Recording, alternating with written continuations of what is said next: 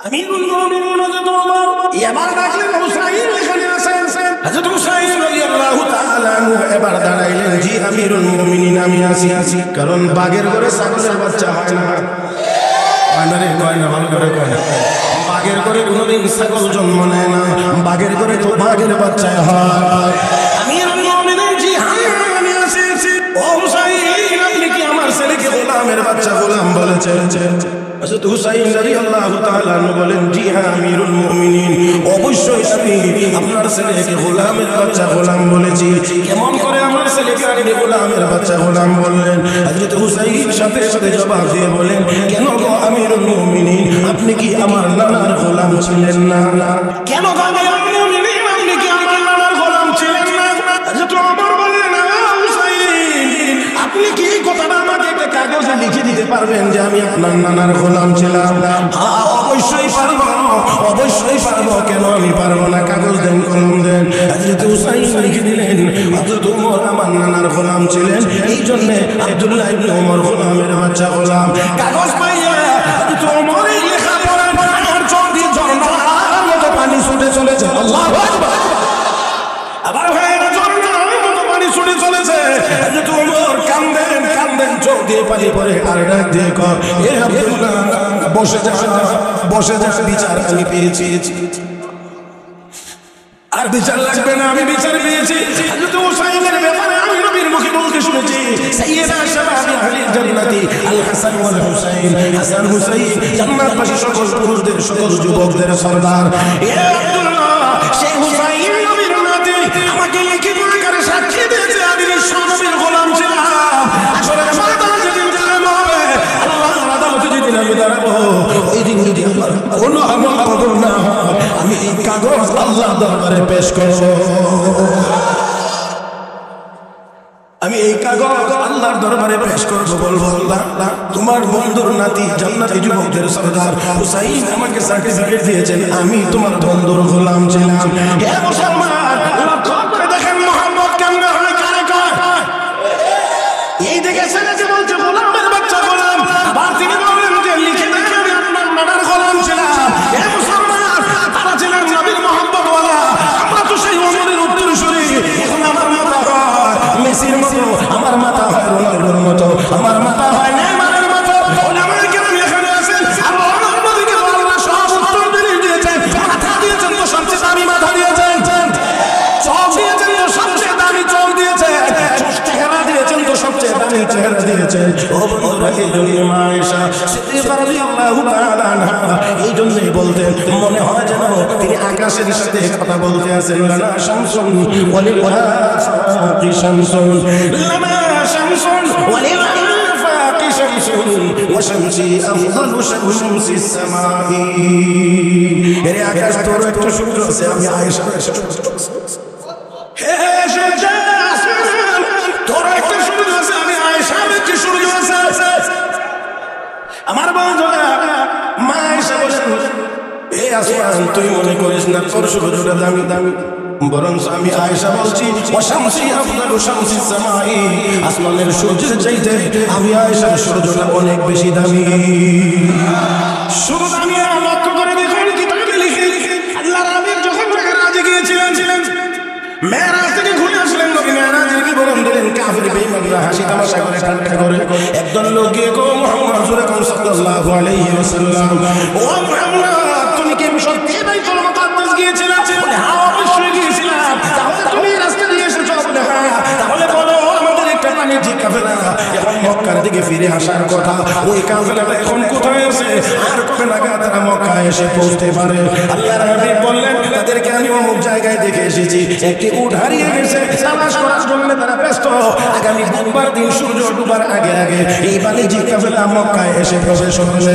আমার ভাইয়েরা, আমার বন্ধুরা, তারা কয় ঠিক আছে, বুধবার পর্যন্ত দেখা হোক, বুধবারই তুমি জানাবে আসলে মুহাম্মদ গিয়েছে কিনা। বুধবার বিকাল হয়ে গিয়েছে, অনেক দূর পর্যন্ত মরুভূমি দেখা যায় না, কিন্তু কোনো মানুষ কোনো কাফেলা আসার কোনো নমুনা আলামত দেখা যায় না। কাফের বেঈমানেরা হাসাহাসি শুরু করে দিয়েছে, এই তো সন্ধ্যা হয়ে যাবে, তারপরেই তো আমাদের অভিযান শুরু হবে। আরশের মালিক দেখেননি, আরো জোরে কোন জানেননি না? জানেন না? হে মুসলমান, আল্লাহর নবী বলেছেন, মরবানের সংসার আগে আগে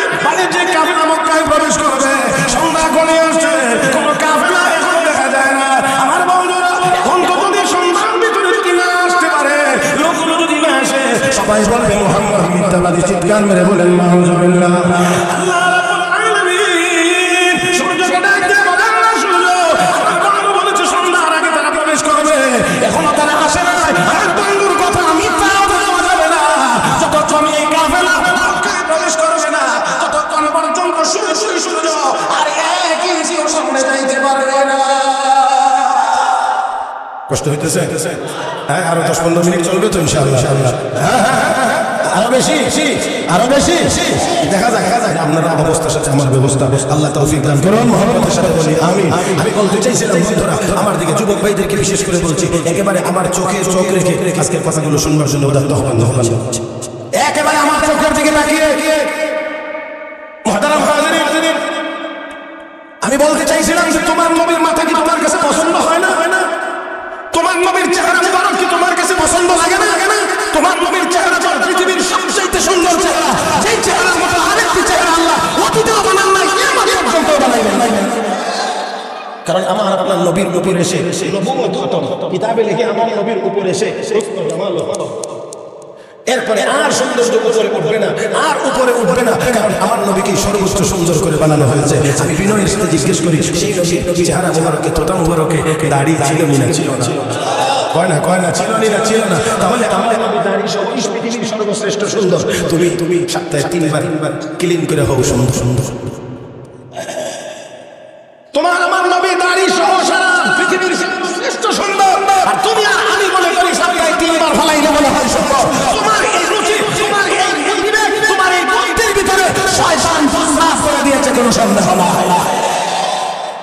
জানি কথা একটু পড়া কষ্ট হয়ে যায়, কারণ শয়তানে না ধরলে কথা বলতে পারে না। ফেরেশতাকে আল্লাহ নিযুক্ত করে রেখেছেন একজন ফেরেশতা, তাদেরকে বলা হয়েছে তোমাদের তাসবিহ হলো সুবহানা মান যায়্যানা আর-রিজালা বিন-নুহা ওয়া নিসাআ বিল-হুসনি ওয়া যাওয়াহিব। রহমতের নবী বলেন, আল্লাহ একজন ফেরেশতা সৃষ্টি করেছেন, সেই ফেরেশতাদের তাসবিহ হলো এটা। আল্লাহ তুমি পবিত্র যে তুমি পুরুষদেরকে দাড়ি দিয়ে সুন্দর করেছো, আর মহিলাদেরকে লম্বা চুল দিয়ে তুমি সুন্দর করেছো। তাহলে মহিলাদের মাথায় লম্বা চুল এটা সুন্দর, পুরুষের তোষায় লম্বা দাড়ি এটা সুন্দর। কিন্তু এখন আমরা মনে করি না এটা সুন্দর, এটা কেমনে সুন্দর জানি না। আর মনে করলে সবকিছু হয় না, মনে করলেই সবকিছু হয় না। আমার ভাইরা বাস্তবতা আর মনে করা অনেক সময় ব্যবহার হইতে পারে। এই জন্য আমি প্রায় একটা কথা বলে থাকি, আজকেও বললি, যদি আগে বলে রাখি তাহলে আবার শুনে নেবেন আর কি। এই কথাটা এক মুরব্বী দুই যুবক নিয়ে খাইতে, ডাইনে ছেলে, বামে মেয়ের জামাই, আমরা এরকম দামান, তো বামে হলো দামান। তরকারির বাড়িতে ডিম আইছে, মানুষ কয়জন বাক করবেন কেমনে? বাক করার সবচেয়ে সহজ পদ্ধতি হলো প্রত্যেকটা ডিমকে 3 টুকরা করবেন। প্রত্যেকটা ডিমের যদি 3 টুকরা করেন তো ডিম আর ডিম তাহেনি বুদ্ধি একটা আছে, একটারে যদি 2 টুকরা করা হয় তাহলে মোটামুটি দুজনের সুন্দরী দেওয়া যায়। এখন বড় বিপদ হলো এই আস্তাটা কাজে দেবে, কারণ মুরব্বী হিসেবে বন্টনের দায়িত্ব তো বাবাজির কথা কয় না, কারণ সাদা বন্টন করতে গেলে দায়িত্বটা মুরব্বীর হিসেবে। এখন বড় মুশকিল, আস্তাটা যদি এখন নিজে রেখে দেয় তো দুনো দিকের দুইজনে বলবো মুরব্বী দিকে আবরে দিয়েছিলাম বন্টন করতে, নিজের মতলব আস্তাটা খাই। এখন যদি চিন্তা করেন, যদি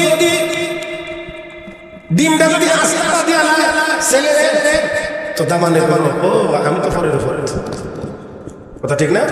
আমি তো ফরের উপর, এই জন্য আমার আদর নাই। আচ্ছা, যদি এখন ঘটনা দিয়া না দামান রে, তখন ছেলে বলবো যে আমার চেয়ে ধীরে ধীরে দামানের কদর বেশি। এখন বেচারা বড় মহা মুশকিলে বসে, কোনো সুরতে এখন মানে আর যাই সমাধান হইতে চায় তো যে দামান বেশি বুঝে আর কি। এই জন্য সে বুঝতে পারছে শ্বশুর একটু টেনশনে আছে, বাবা কি হয়েছে মনে করি না আমরা এখানে 3টা বুঝেন নাই বাড়িতে আছে কটা?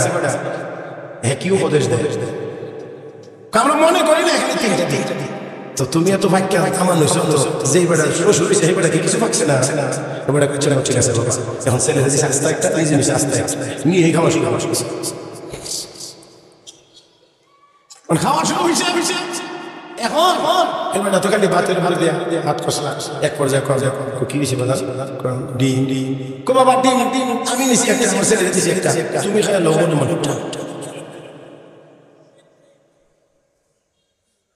মনে বাস্তবে এটা নাও হতে পারে। তুমি যতই সপ্তাহে 3 বার 5 বার ক্লিন করো আর মনে মনে ভাবো আমাকে হ্যান্ডসাম দেখা যায়, সুন্দর দেখা যায়, বাস্তবে এটা সুন্দর নাও হতে পারে। কারণ একটু পরেই 2 3 4 ঘন্টা 6 ঘন্টা পরেই তো চুলগুলি আবার একটু করে বাইরে, তখন তো এটা ধান কাটার কাছের চাইতে আরো বেশি মারাত্মক থাকে।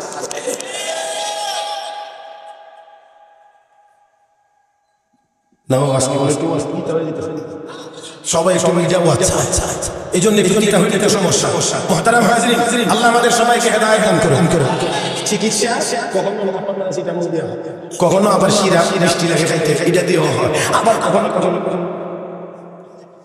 এটা কোনটা সুই দেওয়া হয় অনেকে। আমি তো মনে করি আমি সুই দেখলে আমি কথা বুঝেন না, সুই দেখলেই ভয় করে। কিন্তু যখন কোনো বিকল্প আর থাকে না তখন ভয় পান আর যাই করে সুই নেওয়াই লাগে, দেওয়াও লাগে। তো কাজেই সব রোগের চিকিৎসা প্যারাসিটামল দিয়ে হবে না, মিষ্টি সিরাপ দিয়ে হবে না, ইনজেকশনও দেওয়া লাগবে। নিবেন তো ইনশাআল্লাহ? কষ্ট হবে না তো? আল্লাহ সবাইকে সহিহ বুঝ দান করুন। সবাই বলি আমিন। আমি সব কথা এদিক ওদিক সব কথা বাদ দিয়ে একবার সোজা যাইতে চাই। আমাদের খেলা বেকার বানান নাই, অবশ্যই কাজের জন্য বানাইছে। উদ্দেশ্য ছাড়া বানান নাই, অবশ্যই উদ্দেশ্য হয় না, উদ্দেশ্য। মুহতারাম হাজিরিন, এই জন্য আল্লাহ সর্বপ্রথম যে মাটি বানাইলেন এই মাটিতে আল্লাহ ইবাদতের জন্য ফেরেশতাদের দ্বারা আল্লাহ ঘর বানায়। ফেরেশতাদের দ্বারা আল্লাহ ঘর বানায় দিলেন। ও বন্ধুরা ভালো করে খেয়াল করেন। আল্লাহ রাব্বুল আলামিন এই ঘর বানায়া পৃথিবীর মানুষকে বুঝাইয়া দিলেন আমি তোমাদেরকে আমার গোলামির জন্যই বানাইছি, অতএব আমার গোলামি তোমরা করো। মুহতারাম হাজিরিন, এই জন্য মুসলমানের সন্তান জন্ম নেওয়ার পরেই তাকে গোসল করায়া পাক পবিত্র করে প্রথমেই তার ডান কানে আযান দাও, বাম কানে ইকামত। শুধু ছেলে হইলে শুধু ছেলে হইলে না, ছেলে মেয়ে দুজন। আরে আমরা তো আগে সময় দেখছি দিনের 11টার সময়। আরে কি রে এখন নামাজের আযান দেয়, এখন তো নামাজের টাইম টেবিল না, পরে গোসল হতে ফুয়া হইছে।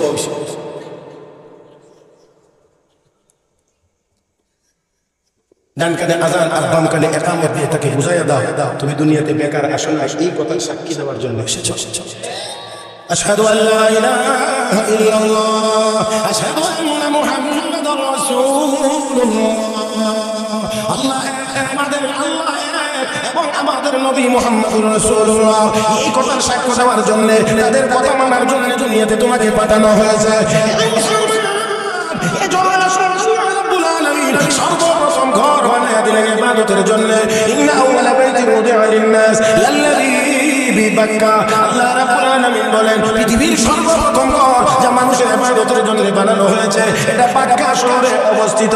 আপনারা জানেন আল্লাহর ঘর বাইতুল্লাহ খানায়ে কাবা কোন শহরে অবস্থিত? মক্কায় অবস্থিত।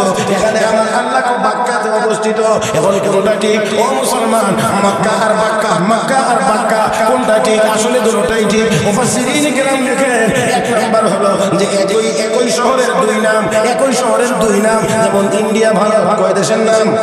মগু কয় না কয় দেশ? ইংল্যান্ড ব্রিটেন কয় দেশ? যুক্তরাষ্ট্র আমেরিকা কয় দেশ? ও বন্ধুরা তাহলে আরো দেখেন লক্ষ্য করে একই জিনিস এটা আপনাদের সিলেটে আসলে এটার নাম হয় কুয়ার। আছে আপনাদের সিলেটে এটার নাম কুয়ার, আমাদের ব্রাহ্মণবাড়িয়া গেলে এটার নাম কুশারি, ঢাকা যদি যান তাহলে এটার নাম হয় গ্যান্ডারি। ও বন্ধুরা কোথাও গেলে হয় এটার নাম আখ, কোথাও গেলে হয় এটার নাম ওক, চট্টগ্রাম গেলে হয় এটার নাম কুশাল। কথা বুঝছেন না? জিনিস কয়টা কয় না রে? জিনিস কয়টা? আপনারা কোন বিশাল আছেন একটা বিশাল দেখা এটা আমাদের বিবারিয়া গিয়ে হয় বিবারিয়া গেলে হয় দেহা। এটা যদি কুমিল্লাতে যান তো এটার নাম হয় বেরেশ। চট্টগ্রাম গেলে এটার নাম হয় বিরিশ। জিনিস কয়টা? কত নাম? আল্লাহ কয়লাল্লাযী বিবাক্কাতা, এটা বাক্কা শহরে অবস্থিত। এই মুসলমানেরা গন্ডগোল লাগানোর কোনো দরকার নাই। এই শহরটার দুই নাম, একটার নাম বাক্কা আর একটা হলো মক্কা। তোমরা যেটাকে মক্কা বলো আমি আল্লাহ এটাকেই বাক্কা বলেছি। এক নাম্বার ব্যাখ্যা। দুই নাম্বার হলো বাক্কা শব্দের অর্থ হলো সাইজ করা। দুই সাইজ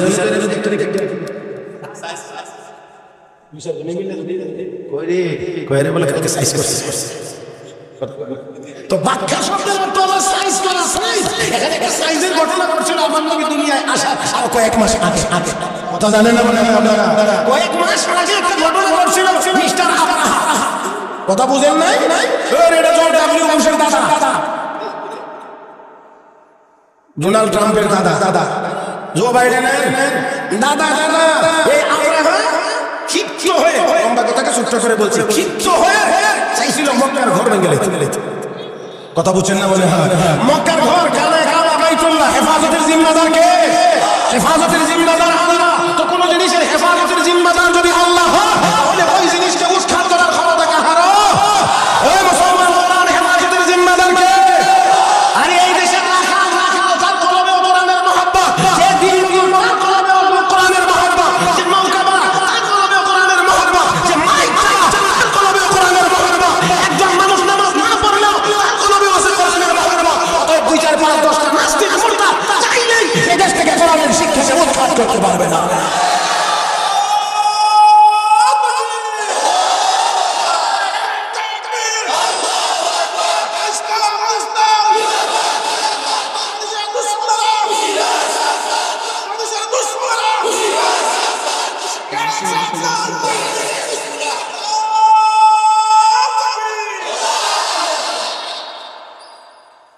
মুহতারাম হাজিরিন, সবাই জান্নাতে জায়গা চান?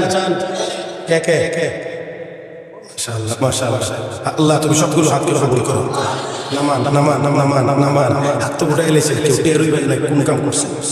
এখন যে আমি কোনটা করবো এটা তো মনে করছেন না, বুঝলেন না? হাত তুলে এলেছি খুশি। জান্নাতে জায়গা তো সবাই চান না? চান না? দুনিয়াতে কেউ যদি কাউকে কোরআন শিখবার জন্য শিখাইবার জন্য জায়গা করে দেয়, আল্লাহ তার জন্য জান্নাতে জায়গা করে দেয়। অতএব কার সামনে জায়গা খালি আছে, আগায় আর জায়গা করে দেন। যদি জান্নাতে জায়গা হাজিরি লড়বেন না, সামনে জায়গা পুরা করবেন না, সহজেই সার্টিফিকেট হুজুরে দিয়ে দেওয়াই দিব, উনি জান্নাতে জায়গা চায় না। মহব্বতে আওয়াজ, লা ইলাহা ইল্লাল্লাহ, লা ইলাহা ইল্লাল্লাহ, লা ইলাহা ইল্লাল্লাহ, লা ইলাহা ইল্লাল্লাহ।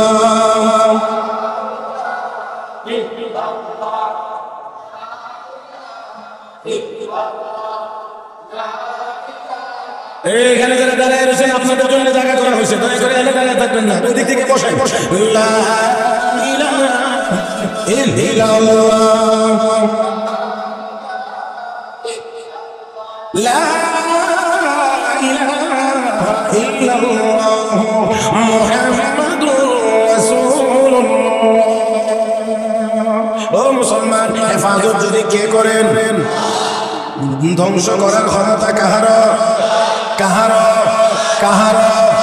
ও মুসলমান, ইব্রাহিম নবীকে দুনিয়ায় আসতেই দেওয়া হবে। কে ইব্রাহিম নবীকে আসতে দেওয়া হবে না? কয় নমরুদ। নিজে খোদাই দাবি করে। কে বা কার আগে বলছে ইব্রাহিম নামে একটা ছেলে আসবে, আপনার কোনো কিছুই রাখবে না, সব তছনছ করে ফেলবে। ও বন্ধুরা, তার তো চেয়ারের দরকার। কথা বুঝেন না? ক্ষমতার দরকার, গতির দরকার। এই জন্য আগে থেকেই ব্যবস্থা, ইব্রাহিমকে আসতে দেওয়া হবে না। তার মানে আমার আল্লাহ পাঠাইবে, নমরুদ চায় ঠেকাইবে। মানে অনেকটাই যেন আল্লাহর বিরুদ্ধে যুদ্ধে নামছে, আসতে দেওয়া হবে না। কি করতে হবে? এখনকার যুগের এই আধুনিক পদ্ধতি তো তখন ছিল না। কি করা যায়? সব মহিলাদেরকে একদিকে পাঠায় দাও, পুরুষদেরকে আরেকদিকে পাঠায় দাও, স্বামী স্ত্রী যেন সাক্ষাৎই না হইতে পারে। তাহলে ইব্রাহিম আসবে। এখন খেয়াল করে এই দায়িত্বটা দেওয়ার জন্য আবার দুষ্ট চলে না, এটা অন্যদিকের কথা। খুশি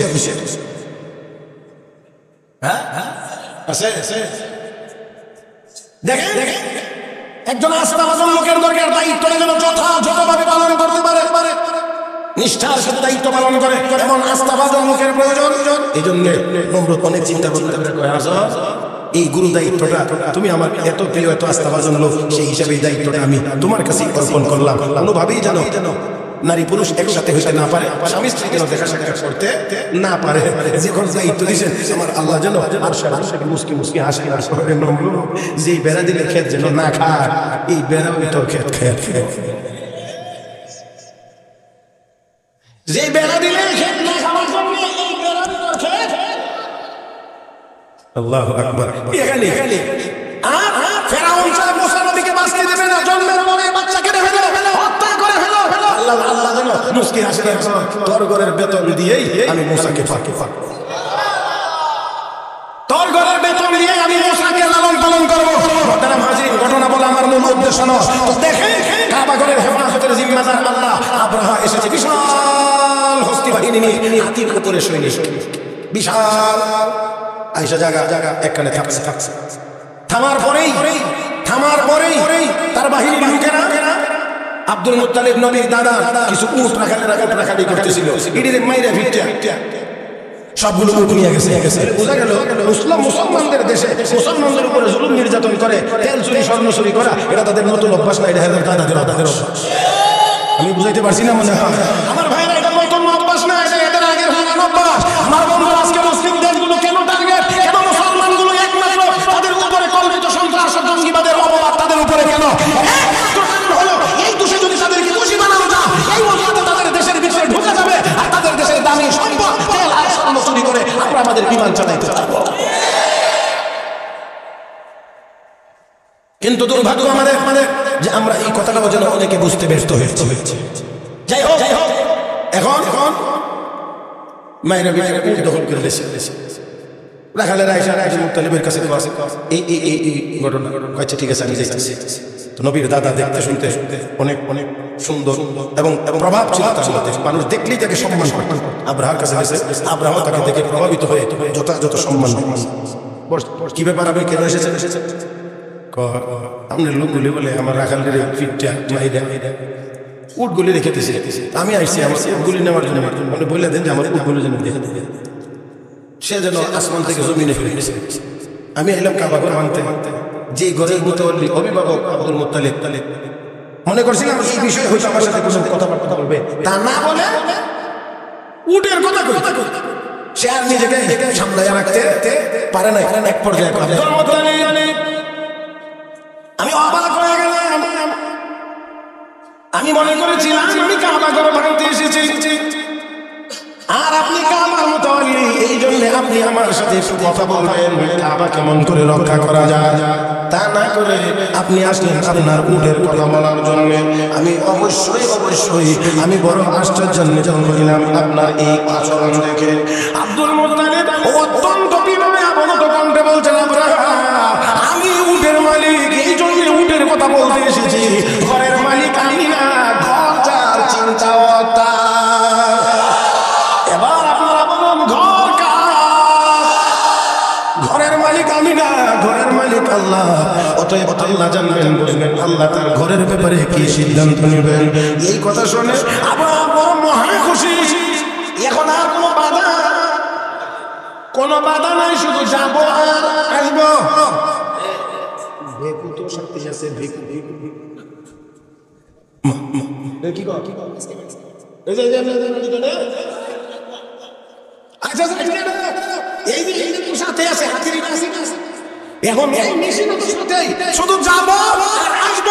আমার উদ্দেশ্য সফল হয়ে যাবে।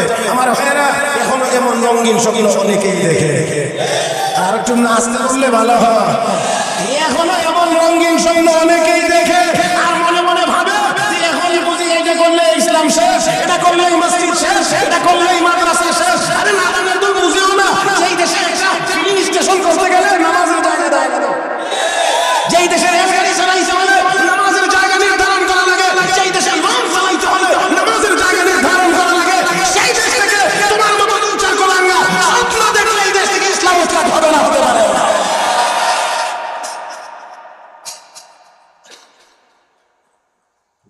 আব্রাহা শুধু মনে আছে যাইমু আর আইমু, মাঝখান দিয়ে আমার অভিযান সফল হয়ে যাবে।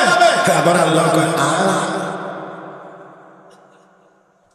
আলাম তারা কাইফা ফাআলা রাব্বুকা বিআসহাবিল ফিল আলাম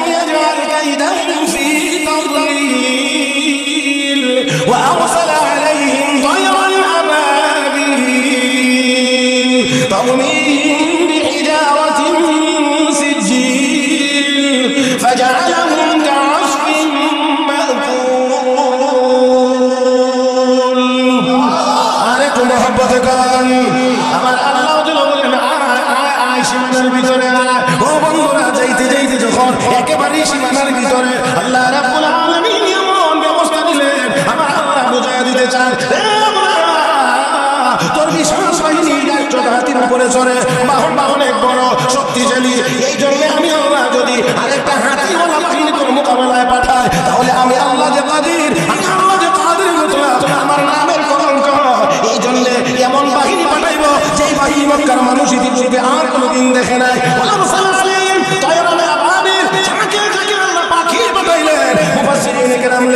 এমন সব পাখি ইতিপূর্বে আর কোনোদিন দেখে নাই মক্কার মানুষ ও বন্ধুরা এগুলো আসলে পাখি না এইগুলো হলো আমার আল্লাহর যুদ্ধ বিমান যুদ্ধ বিমান ও বন্ধুরা এবার দেখেন যুদ্ধ ছয়টা মিলাই কথা ঠিক না আচ্ছা এটা যখন কতক্ষণ দুঃখের মধ্যে সাবানের ঘরে যদি বলা হয় গোয়াটা দিলেন সুন্দর দিলেন জোর দাঁড়া দিলেন ফেরত জি না সব মিলানো সাবাইতে যেরকম একটা ভুসি হয় আমার আল্লাহ কয় এই বাহিনী নিক্ষেপ করা মিজাইলে ওই হাতি এবং হাতিওয়ালাদের অবস্থা এমন হয়ে গিয়েছিল আমি আল্লাহ এমন বানায় দিয়েছি ওই যে ঘটনাটা এই শহরে হয়েছিল এই জন্য আল্লাহ কয় এই ঘটনা বাক্কায় অবস্থিত এই মক্কার আরেক নাম এই কারণে কি করা হয়েছে কি করা হয়েছে বুঝলে সাইজের সিস্টেম কিন্তু আমার আল্লাহর সব যুগে আছে এটা মনে করেন না যে এখন আবার ওই পাখি পাঠাইবে আল্লাহর আরো বহু পদ্ধতি আছে সব জিনিস ব্যবহার করে না নমরুদের বেলা মশা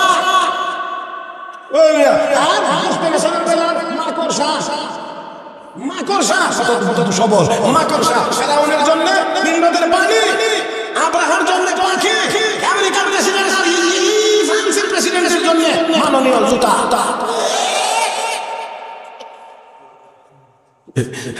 কারে কাটা দিয়ে কখন শেষ করবে এটা একমাত্র কে জানে তাহলে আসুন আমার কথার সামনে আমার ভাইরা সময় কেমনে যদি জায়গা ঘড়ির সাথে কথা বুঝেন নাই আমি তো ডিজিটাল অ্যানালগ এই জন্য ওই অনেক ডিজিটাল তো মিনিট পর কোন জায়গা দিয়ে কোন স্টেশনে গিয়ে টান টুন দিবে এটা আগে ব্যাক করে কথা বুঝেন বাস উত্তর পর্যন্ত কি আসার নেই বাস ওনার বিদায় দ্বিতীয় কোনো কথা চলবে না আর আমি সময় ঘড়ি দিয়ে ওয়াজই করছি কথা বুঝেন নাই এই জন্য কিন্তু করা লাগে এখন এই কারণে কারণ একখানে বেশি দিতে গেলে আর এক দোকানে বসতে কথা বুঝেন না আপনাদের বেশি খাওয়াইতে গেলে আরেক দল থাকবে উপবাস দরকার এই জন্য টাইমটা প্রতি একটু খেয়াল রাখতে হয় অসুবিধা হইতেছে না তাহলে আসেন আল্লাহ রাব্বুল আলামিন বলেন ইন্না আওয়ালা বাইতিন উযিআ লিন-নাস আল্লাযী বিবাক্কাতা মুবারাকান ওয়া হুদাল লিল-আলামিন আল্লাহ রাব্বুল আলামিন বলেন ঘরটা বড় বরকতময় মুবারাকান এই ঘর হলো বরকতময় আল্লাহর দুনিয়াতে এখন অনেক মানুষ বরকত বুঝে না এবং মুসলমানেরা অনেকে বুঝে না মুসলমানদের মধ্যে আবার তথাকথিত কিছু শিক্ষিত মানুষ আছে এটি আরো বেশি বুঝে না আমার আল্লাহ বরকতময় এই জন্য মসজিদের সাথে সম্পর্ক যাদের হবে যার জীবনের সম্পর্ক মসজিদের সাথে হবে তার জীবন হবে বরকতময় এই জন্য দেখবেন অল্প বেতনে চাকরি করে অল্প বেতনে মসজিদের খেদমত করে তারা হাসি খুশি সুন্দরভাবে চলাফেরা করে লক্ষ লক্ষ টাকা বেতন পায় এরপরেও বউয়ের কাল ফলানো থামাইতে পারে না আমার বন্ধুরা বরকতময় জীবন বরকতময় জায়গা এটার নাম হলো মসজিদ আল্লাহর ঘর এটা বরকতময় ও বন্ধুরা এই জীবন বরকত এটা আমি আপনাদের সবাইকে বুঝাইতে পারবো না মনে হয় কেউ বুঝবে না বুঝতে চাইবেও না আমার বন্ধুরা আল্লাহ রাব্বুল আলামিন অল্প জিনিসের মধ্যে বরকত জিনিস কম অনেকের জন্য বরকতের অনেক সুযোগ আছে কখনো পরিমাণে আল্লাহ বাড়ায়া দেন আল্লাহ আপনারা পরিমাণে আল্লাহ বাড়ায়া দেন এটা কেমনে যে জায়গাতে ধান হইতো আগে 5 মণ এখন বরকত হ্যাঁ না কেউ বলে না এটা তো আমাদের আবাদত সঠিক সময় আমরা কৃষকের হাতে বীজ সরবরাহ করতে পেরেছি সঠিক সময় আমরা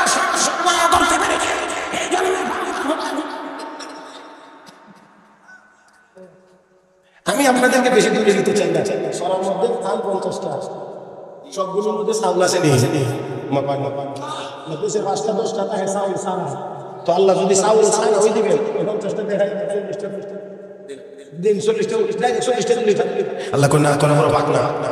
তোরা খুব পড়লি, তোরা করে আমরা সময় মতো এই করেছি, সময় মতো এই করেছি, সবার মধ্যে 40টা ধান বের করে দিয়েছি, আর 30টার মধ্যে চাউল দিয়েছি। সবার যদি কোনো ক্ষমতা থাকে 10টা সিটা ধানের মধ্যে চাউল দেয়। أفرأيتم ما تحرثون أأنتم تزرعونه أم نحن الزارعون আল্লাহ ফলাই।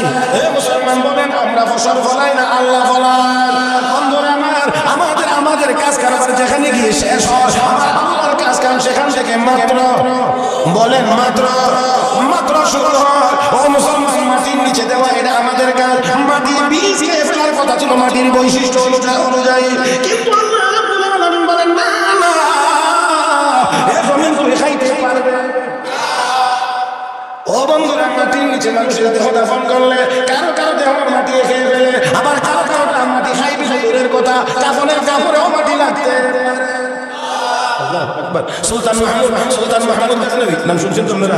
সুলতান মাহমুদ গজনবী 400 শতাব্দীর শাসক ছিলেন, ন্যায়পরায়ণ শাসক, বড় আলেম ছিলেন, বড় বুজুর্গ মানুষ ছিলেন, বড় আল্লাহওয়ালা ছিলেন। এরপরেও তিনি আল্লাহওয়ালাদের কাছে গিয়েছেন দোয়ার জন্য। সুলতান মাহমুদ গজনবী এই 400 শতাব্দীর শাসক ইন্তেকাল করেছেন। ওনার কবর বর্তমান আফগানিস্তানের গজনীতে 1969 দিকে ভূমিকম্পের কারণে কবরটা মাটির নিচে ডেবে গিয়েছিল। তখন আফগানিস্তানের শাসক জহির শাহ কবর পুনরায় মেরামতের জন্য খনন কাজ চালাইলেন। অনেক খনন করে গিয়ে ওনার কফিন পাওয়া গেছে। প্রায় 1100 বছর আগে মারা যাওয়া লোকটার কফিন করে দেখা গেছে গায়ের কাপড়টা পর্যন্ত ময়লা হয় না।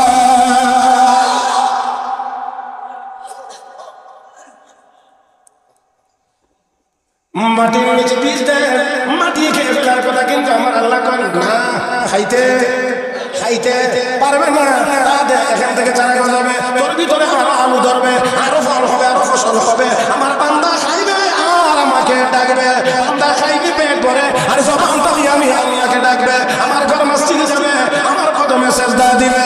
আমার বান্দারা এখন খাইছি কিন্তু মালিকের ঘরে যায় না, খাইছি কিন্তু মালিকের শুকরিয়া আদায় করে না, খাইছি কিন্তু আল্লাহর ঘরে অথবা নিজের ঘরে না, আড়াইটা 3টা আল্লাহর দরবারে হাত তুলে চোখের পানি ছাড়ি না। নেইমার আর মেসির ফুটবলের লাইতি দেখি। ও মুসলমান, ঘরটা করা বরকতময়, আল্লাহ বাড়ায় দেন। মূল জিনিস কি করেন? বাড়ায় দেন। আবার কখনো দেখেন নমুনা দেখেন বিশ্বনবী একবার 100 ঘরে সবার পানি শেষ হয়ে গেছে, সাহাবায়ে কেরাম বলেন যে রাসূল কোনো পানি নেই। ও সবটি পানির যে পাত্র ছিল মশক, আর আমরা বলি বোতল আর কি, সোজা কথা। সবাই একটা পাত্রের মধ্যে উল্টাইলে 1-2 ফোঁটা করে এক ফোঁটা 2 ফোঁটা 3 ফোঁটা 4 ফোঁটা এরকম করে ফুটতে সামান্য একটু পানি। এই পানির মধ্যে বিশ্ব নবী 5খানা আঙ্গুর মুবারক এইভাবে ঢুকাইয়া দেওয়া মাত্র সাহাবীরা বলেন আমরা দেখতেছি নবীর 5 আঙ্গুর মুবারক থেকে 5টা পানির ঝর্ণা চালু হয়ে গেছে।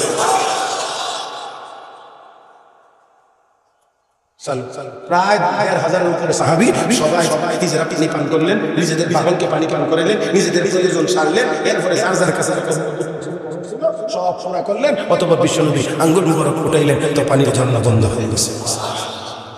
আল্লাহ বাড়ায় দেয়। আর কখনো জিনিস কম কিন্তু সবাই তৃপ্তি হয়ে যায়। কথা বুঝছেন না? রমজান মাসে বিকালবেলা সর্বজনের পরে এত লম্বা টাইম সর্বজন আমি দেখি কয়টা সর্বত বানাইতে চান, উদ্দেশ্য করতে আমারই হইতো না।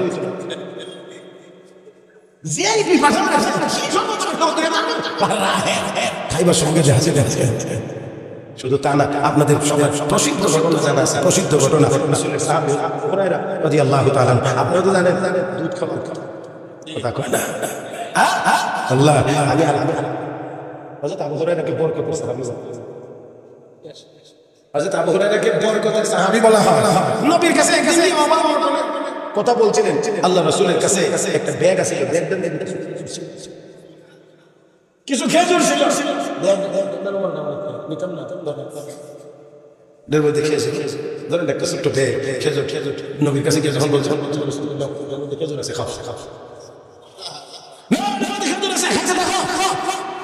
আল্লাহু আকবার খাইতে থাকো কইছে হযরত আবু হুরায়রা রাদিয়াল্লাহু তাআলা আনহু বলেন এটার ভিতরে কতদিন খেজুর আছে আমি কোনোদিন দেখছি না খালি যখন মনে চাইছে তখন আমি বের করে ফেলি খাইছি আমার যখন মনে হইছে খিদা লাগছে এখান থেকে বের করে খাইছি এখান থেকে বের করে খাইছি ওইলে ওই দিকে লই করে দিছে আমরা সব কথা বুঝেন না বেটা ওটা ডাল দেখছেন করে আছে ওটা দিয়ে একবেলা নাস্তা হতো কিন্তু সাহাবী বলছেন আরে একটা বিশ্ব নবী দিয়েছে এজন্য হযরত আবু হুরায়রা বলেন আমি এই ব্যাগের ভিতর থেকে খেজুর বের করে খাই আল্লাহর নবীর ইন্তেকাল হয়ে গেছে কিন্তু আমার ব্যাগের খেজুর শেষ হয় নাই হে মুসলমান আল্লাহর নবী একজন সাহাবী আবু উবাইদাকে বলেন আবু উবাইদা কি রান্না করতে আসো নবীর বাবুর্চি হযরত আবু উবাইদা বলেন ইয়া রাসূলুল্লাহ খাসি রান্না হইতে আছে আল্লাহর নবী বলেন আবু উবাইদা আমাকে সামনে রান্না দাও হযরত আবু উবাইদা কি নবীর সামনে রান্না দিলেন আল্লাহর নবী দুই হাত দিয়ে ধরে ওই খাসির সামনে রান খাইতে আছে খাওয়া শেষ আল্লাহর নবী বলেন আবু উবাইদা আরো রান্না চিনি দাও আল্লাহর নবীর সাহাবী বলেন দ্বিতীয়টাও আমি দিলাম আল্লাহর নবী দ্বিতীয়টাও খাইলেন খাওয়ার পরে বলেন আবু উবাইদা আরেকটা সামনে রান দাও হযরত আবু উবাইদা বলেন ইয়া রাসূলুল্লাহ ইয়া হাবিবাল্লাহ নবী গো রান তো দুইটাই হয় সামনে আমি দুটোটা আপনাকে দিয়েছি আল্লাহর নবী আবু উবাইদা এটা তুমি কি বলতে গেলা আমি তোমাকে নির্দেশ দিয়েছি তুমি গিয়ে ওই মাটির ভিতরে হাত দিতে আমি যাইতা আমি যতবার বলতাম আর তুমি যতবার যাইতা আমার আল্লাহ ততবারই আমাকে রান খাওয়াইতে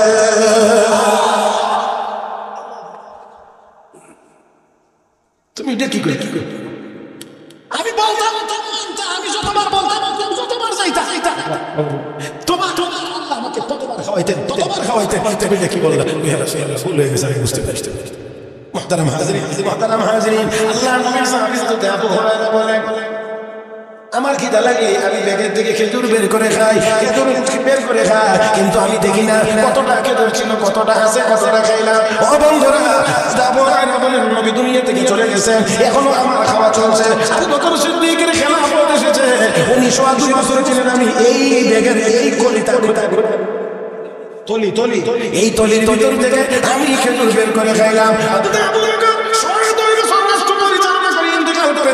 আমার তলি এখনো আছে আমি এখনো খেজুর খাই তোমার 10 বছর রাষ্ট্র চালাইলেন 10 বছর পর্যন্ত আমি নবীর দেওয়া তলি থেকে খেজুর বের করে খাই সুবহানাল্লাহ রাস্তে বলে ভালো হয় না হযরত আবু হুরায়রা বলেন আবু বকর সিদ্দিক চলে গেলেন ওমর চলে গেলেন 12 বছর হয়ে গেল এবার হযরত উসমান আসলেন হযরত উসমান একাই 12 বছর কত বছর 12 বছর তাহলে আগে 16 আর এখন 12 মিলায় 24 বছর 24 বছর হযরত আবু হুরায়রা বলেন হযরত উসমানের খেলাফতের 12 বছর আমি এখান থেকে খেজুর বের করে খাই হযরত আবু হুরায়রা বলতে গিয়ে বলেন আমার বড় কষ্ট আমার বড় ব্যথা হযরত উসমানের শাহাদাতের সময়ে মদিনার ভিতরে যে হাঙ্গামা হয়েছিল ওই সময়ে আমার এই বরকতের থলিটা হারিয়ে গেছে আমি আর থলিটা তালাশ করে পাইলাম না আমার বড় ব্যথা আল্লাহর নবীর দেওয়া ওই থলির ভিতর থেকে আমি 24-25 বছর পর্যন্ত খেজুর খেয়েছি এটার নাম বর্তমান দুনিয়ার মানুষ টাকা আগে যন্ত্র বুঝে আর কোনো ঘোড়ার ডিমও বুঝে না এই জন্য কি জানে কি জানে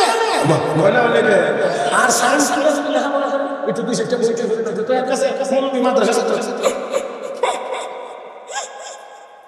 এই বেটা তুই 1000 যন্ত্রপাতি ফিট করে এই জিনিস দেখবে 1000 খরচ করে আল্লাহ রাব্বুল আলামিন কোরআন হাদিসের বদৌলতে আল্লাহ ওয়ালাদেরকে এমন জিনিস ঘরে বসে মাগনা দেখায়া দেয় আমি তোমাদেরকে বুঝাইতে পারবো না সেই সময় নাই 9টা বাজে সময় সীমিত এই জন্য আমি কথা লম্বা করতে পারি না মুহতারাম হাজিরিন আমি শুধুমাত্র আপনাদেরকে একটা নমুনা তো না দেখাইলে আপনাদেরও বুঝে আসতে একটু কষ্ট হইতে পারে আমার ভাইয়েরা সবার জানা কথাটা দিয়ে আজকের এই ফিনিশিং দিতে চাই হযরত ওমর ফারুক রাদিয়াল্লাহু তাআলা আনহু হযরত ওমর ফারুক রাদিয়াল্লাহু তাআলা আনহু মসজিদে নববীর মিম্বরে দাঁড়িয়ে খুতবা দিচ্ছিলেন হঠাৎ বললেন ইয়া সারিয়াতুল জাবাল ইয়া সারিয়াতুল জাবাল ইয়া সারিয়াতুল জাবাল ইয়া সারিয়া পাহাড়টা ছেড়ে দিও না, পাহাড়টা ধরে রাখো। সব মুসলিম দেখি এটা কি নামাজ শেষে আমিরুল মুমিনিন ইয়াসার ইবনে জামাল কি বললেন? আমার একটা মুজাহিদ জিহাদ সেনাপতির নাম সারিয়া, এরা সিদ্ধান্ত নিচ্ছে পাহাড়ের হাড়টা ছেড়ে দিয়ে নিচে নামবে। এটা যুদ্ধের জন্য বিপর্যয় হতে পারে, শত্রু বাহিনী যদি পাহাড়ের উপরে উঠে যায় তাহলে তারা মার খাবে। এই জন্য আমি এখান থেকে ইয়াসার ইবনে জামাল জন্য সতর্ক করেছি। সাহাবায়ে কেরাম বলেন, আমরা মুসলমানেরা বলেন আমরা অপেক্ষায় থাকলাম। এবার যখন ওই মুজাহিদ ফিরে আসছে তখন জিজ্ঞেস করেছিলাম যে তোমাদের জুমার দিন কোনো আওয়াজ পেয়েছিলাম? আমরা সবাই পাহাড় ছেড়ে যখন নিচের দিকে যাইতে চাইছিলাম এমন সময় শুনি আমিরুল মুমিনিন একেবারে আমাদের পিছনে নিকটে দাঁড়িয়ে বলতে আছেন, হে সারিয়া পাহাড় ছেড়ে দিও না। আমরা এই আওয়াজ স্পষ্ট শুনেছি, আর ওই আওয়াজের দ্বারাই আমরা আর পাহাড় ছেড়ে নিচের দিকে নামিয়ে যাই।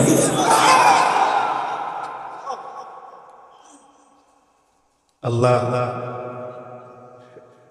মাওলানা দার্শনিক উনি অনেক বড় কথা, উনি সময়ের সবচেয়ে বড় বুজুর্গের কাছে বায়াত হয়েছে শাইখ নাজমুদ্দিন কুবরা রাহমাতুল্লাহ।